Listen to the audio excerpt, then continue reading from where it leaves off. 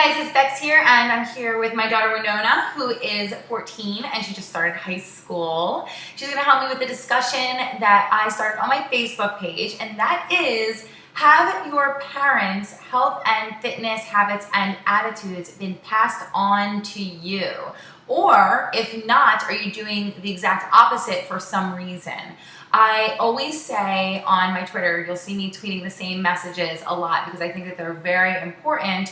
I always say that self-image and even diet and exercise habits are a legacy that's passed on from generation to generation. So if you love your body and you treat yourself well, then your children will do the same. But I don't know if that's actually true because I haven't really asked my kids if what I do influences them.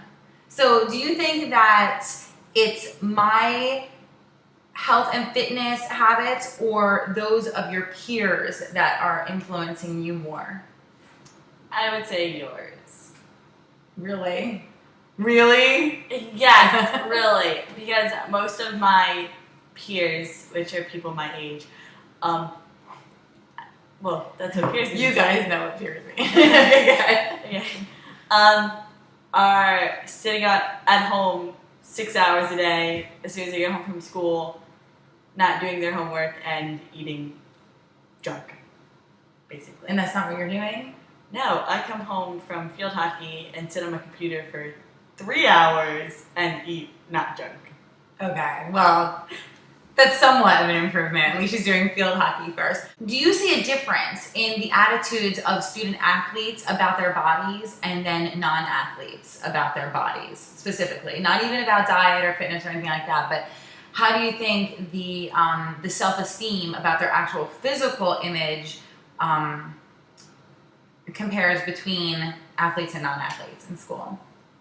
I would say there's a big difference because, I hang out with both crowds. So the athletes aren't so worried about getting fat or overweight because they're athletes and they're working out constantly and pushing themselves so they can run that extra quarter mile or they can hit the ball like an extra 5 feet. Well, band kids aren't worried. Well, they're worried about their outer appearance, but they're not. Their thing isn't to fix it. But I mean, how do you think? Okay, let's just say non-athletes instead of specifically band kids. Do you think that they have healthy attitudes? Do you see like healthy attitudes towards their body, or do you see them just wanting to be thin, or do you see them wanting to be strong as well? Like, what do you hear in terms of talk about their bodies? They just want to be thin. They just want to be like. They want to be like the popular kids, and popular kids are generally thin. Really? Because when you think popular, you think of like the cheerleaders and the football players. Cheerleaders and football players are generally not overweight. But then they're also student athletes, so then why wouldn't they want to be more like them and then concentrate on being strong or athletic, like you were saying? Because they just want to have like the magazine body, and you don't see people on the cover of a magazine having like muscles. You see them thin. Along with them talking about being thin, do you ever hear about their eating habits? Do you think kids are talking about food in healthy ways or generally unhealthy ways? Do you see them dieting? Do you see teenage girls participating in diet or like weight loss efforts? Or are they just complaining about the way they look? Some of them are like dieting, like they'll start watching what they're eating. Some of them are just complaining. Some of them will just like, I've never actually like had a friend that's done it, but I've heard of people in like my school doing it where they literally will just stop eating and hope that they get thinner. Like, that happens. Another group that I'm never around are your friends' parents. So do you see your friends' parents influencing your friends as well? Like, do you see parents who have healthy attitudes towards diet and exercise or themselves being passed on and that passing on to their kids? Or do you see the opposite? Like, what do you see in terms of the fitness level and then also the way the moms especially are talking about their bodies in front of their daughters and how that's affecting them? I think it's like you have such a level of like self-confidence that, you know, I'm not always the most self-confident person, but I'm never like, I guess, hard on myself. I would say I'm like a strong self-confident person because of you and because of what you do.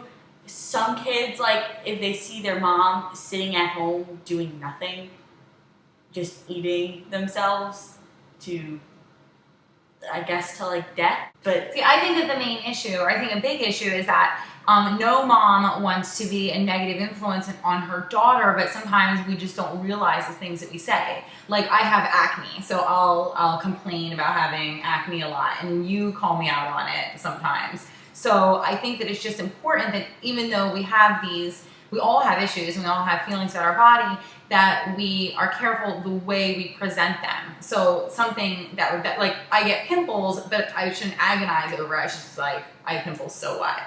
Or, I don't know, wash my face more after I work out or something. Yeah. But I think that these moms aren't sitting around doing nothing. I think that we have very stressful jobs, and we are very much pressed for time, so it's not always easy to eat in healthy ways or to get out to exercise, and hopefully that's like what I can teach women to do. But when our daughters see that, it's important to have that open dialogue and to talk about it. So if you are struggling with your weight or you're struggling with your eating habits, to make that an open discussion instead of just a one-sided dialogue saying like, I don't like my body, or I feel fat in this outfit, or they see you dieting all the time, or they see you struggling all the time without the conversation, without saying like, yes, I'm unhappy with the way I look right now, but it doesn't necessarily define who I am, and I'm hoping to find solutions, and maybe even doing it together. I mean, like, we've exercised together, even if I hate it. oh God, So that's a bad idea. she's such a pushy. Like, we'll be running, and I'll be like, Mom, I'm gonna pass out. It's no big deal. When you pass out, you know you're done. I'm like, Mom, my stomach hurts. I think I'm gonna throw up. Well, you throw up, and it's not gonna fix your legs. I'm like, but no, I think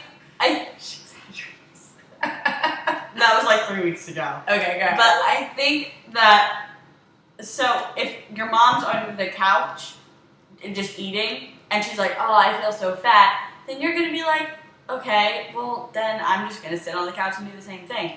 But if your mom, So you think that parents influence you that much? yeah, but if your mom says, I'm fat, and then the next day you see her running, then you're gonna be like, oh, if I'm fat, I'm gonna go run.